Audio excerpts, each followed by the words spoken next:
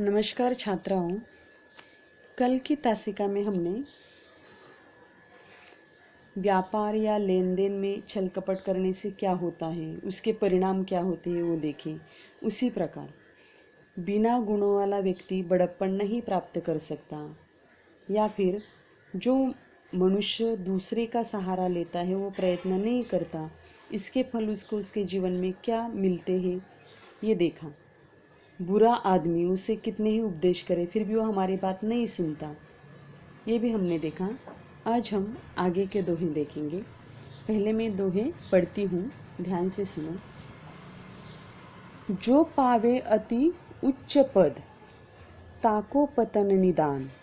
जो पावे अति उच्च पद ताको पतन निदान। जो तपी तपी मध्यान्ह लव अस्त होतु है भान। जो तपी तपी मध्यान्ह लव अस्त होतु है भान। पहले शब्द लिख कर लो। पतन का मतलब है नीचे आना या गिरना। पतन यानी नीचे आना या गिरना। निदान यानी अंत में। निदान का मतलब है अंत में। तपी तपी, तपी यानी तपना। मध्यान्ह लव, मध्याह्न का जो सूर्य होता है कैसा होता है, वो तपा हुआ होता है। अस्त यानी डूबना। सूर्योदय और सूर्यास्त आप सभी को मालूम है। भान यानी सूर्य। भान का मतलब क्या है, सूर्य। तो इस दोहे में कवि वृंद जी ने क्या बताया है वो ध्यान से सुनो। जिस व्यक्ति को उच्च पद प्राप्त होता है उसका भी एक न एक दिन क्या होना निश्चित होता है, पतन होना निश्चित है। इसीलिए मनुष्य को कभी भी घमंड नहीं करना चाहिए, अहंकार नहीं करना चाहिए। जीवन में कोई भी ऐसी चीज़ या कोई भी बात ऐसी नहीं है कि जो शाश्वत है। एक न एक दिन सभी को मर मिटना है, नष्ट होना है। तो इसीलिए कवि वृंद क्या कहते हैं कि कितना भी उच्च पद आपको प्राप्त हो, आपको कभी भी घमंड नहीं करना चाहिए। क्यों नहीं करना चाहिए? क्योंकि उसका भी एक न एक दिन क्या होता है, पतन होता है, मतलब अंत होता है। उसका भी एक न एक दिन क्या हो जाता है, अंत हो जाता है। इसके लिए उन्होंने उदाहरण दिया है। कौन सा उदाहरण? सूर्य का उदाहरण दिया है। मध्याह्न का सूर्य, उसका उदाहरण दिया है कि जिस प्रकार मध्याह्न का सूर्य जो होता है वो क्या होता है, बहुत तपता है। मध्याह्न का सूर्य बहुत तपता है, लेकिन उसे भी एक समय अस्त होना ही पड़ता है। यानी उसे भी एक न एक दिन क्या होना पड़ता है, डूबना पड़ता है। फिर से बताती हूँ, कवि वृंद क्या कहते हैं कि जिस व्यक्ति को उच्च पद प्राप्त होता है उसका भी एक न एक दिन क्या होता है, पतन होता है। कैसे? जिस प्रकार मध्याह्न का सूर्य तपता हुआ लाल ऐसा जो सूर्य होता है, मध्याह्न का सूर्य जो होता है उसे भी एक न एक दिन उसका भी क्या होता है, अस्त होता है, मतलब उसे भी डूबना पड़ता है।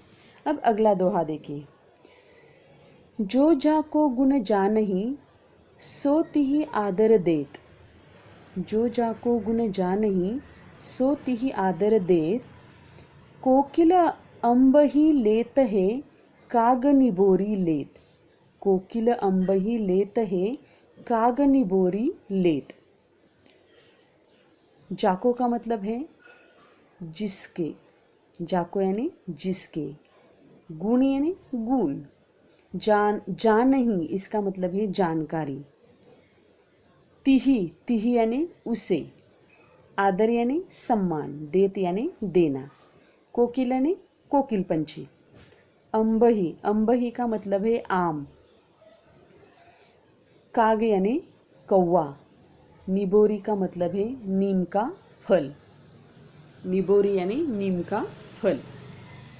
अब अर्थ देखिए, कवि वृंद क्या कहते हैं, जिस व्यक्ति को जिस चीज़ के गुणों के बारे में जानकारी होती है वह उसे ही सम्मान देता है। जिस व्यक्ति को जिस चीज़ के गुणों के बारे में जानकारी होती है वह उसे ही सम्मान देता है। इसके लिए उन्होंने उदाहरण दिया है। कौन सा उदाहरण?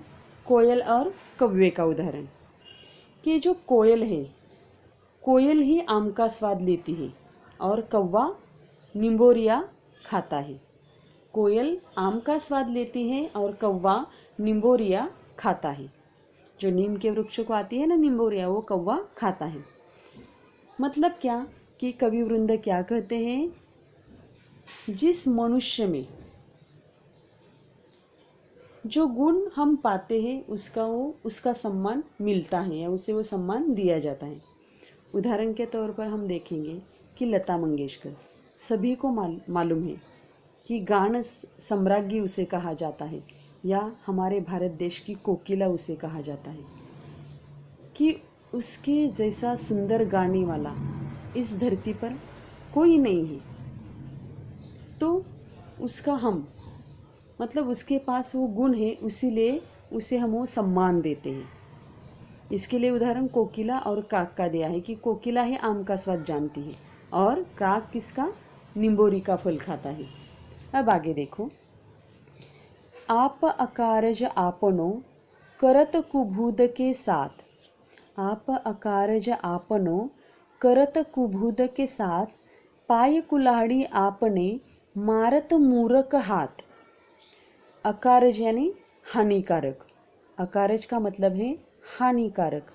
कुबूद यानी अविवेकी, कुबूद जिसे हम दुर्बुद्ध कहते हैं, अविवेकी। कुल्हाड़ी यानी कुल्हाड़ी, मारत यानी मारना, मूर्ख यानी मूर्ख यानी मूर्ख। अब इस दोहे का अर्थ देखिए, कवि वृंद क्या कहते हैं कि अविवेक के साथ किया गया कोई भी कार्य स्वयं के लिए हानिकारक होता है।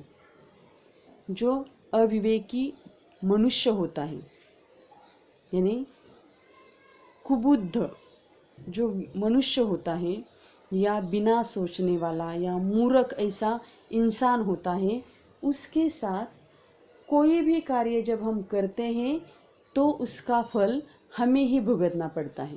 यानी उससे हमें क्या होती है? हानि ही होती है। जैसे मूर्ख मित्र के संगत में हम रहते हैं तो हम भी क्या बन जाते हैं? मूर्ख बन जाते हैं। बिल्कुल उसी तरह अविवेक के साथ किया गया कोई भी कार्य या व्यवहार स्वयं के लिए क्या होता है? हानिकारक होता है। ठीक उसी तरह जैसे कोई मूर्ख अपनी अविवेकता से कोई कार्य कर अपने पाँव पर अपने हाथ से कुल्हाड़ी मार लेता है, यानी मूर्ख व्यक्ति या अविवेकी क्या करता है? अपने पाँव पर ही अपने हाथ से कुल्हाड़ी मारता है। तो इसीलिए कवि वृंद क्या कहते हैं कि ऐसे लोगों के सानिध्य में या संगति में मनुष्य को नहीं होना चाहिए, जो मूर्ख होते हैं, अपने ही पाँव पर कुल्हाड़ी मारते हैं। अब आगे देखिए, कुल कपूत जान्यो परे, लखी सब लंछन गात, होनहार बिरबान के होत चिकने पात। पहले शब्द लिख लो। कुल का मतलब है वंश, कपूत यानी कुपुत्र, कपूत यानी कुपुत्र, जान्यो परे मालूम होना, पुत का मतलब है पुत्र, शुभ, शुभ यानी शुभ, लक्षण, लक्षण यानी लक्षण, होनहार, होनहार का मतलब है उत्तम, बीरवान यानी पौधा, चिकने पात यानी कोमल या स्वस्थ पत्ते, चिकने पात यानी कोमल या स्वस्थ पत्ते। अब इस दोहे का मतलब समझिए या अर्थ देखिए। कवि वृंद कहते हैं कि पालने में बच्चे के शरीर के लक्षण देखकर उसके अच्छे बुरे होने का पता चल जाता है। जैसे हम कहते हैं ना, बच्चे के पाँव पालने में ही दिखते हैं, बिल्कुल उसी तरह कि पालने में ही बच्चे के या बच्चों के शरीर के जो लक्षण होते हैं वो हमें दिखाई देते हैं। यानी आगे जाकर ये बच्चा अच्छा होगा या बुरा होगा, इसका हमें क्या चलता है? पता चलता है। इसके लिए उन्होंने एक उदाहरण दिया है, पौधे का उदाहरण, जैसे किसी पौधे के चिकने और स्वस्थ पत्ते देखकर उसके होनहार होने के लक्षण दिखाई देते हैं। जब कोई पौधा हरा भरा होता है, उसके पत्ते चिकने या स्वस्थ पत्ते हमें दिखाई देते हैं, कोमल पत्ते हमें दिखाई देते हैं, जिससे हमारा मन भर जाता है, तब हमें ये पता चलता है, उसके होनहार होने का पता चलता है। उसी प्रकार बच्चे जब पालने में होते हैं तभी उसके शरीर के लक्षण देखकर हमें उसके अच्छे बुरे होने का क्या चलता है, पता चलता है।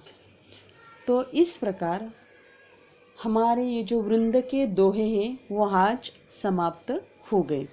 इसका जो स्वाध्याय है वो आपको पूरा करना है। उसमें अगर कोई कठिनाई आएगी तो मुझे आप पूछ सकते हैं। धन्यवाद।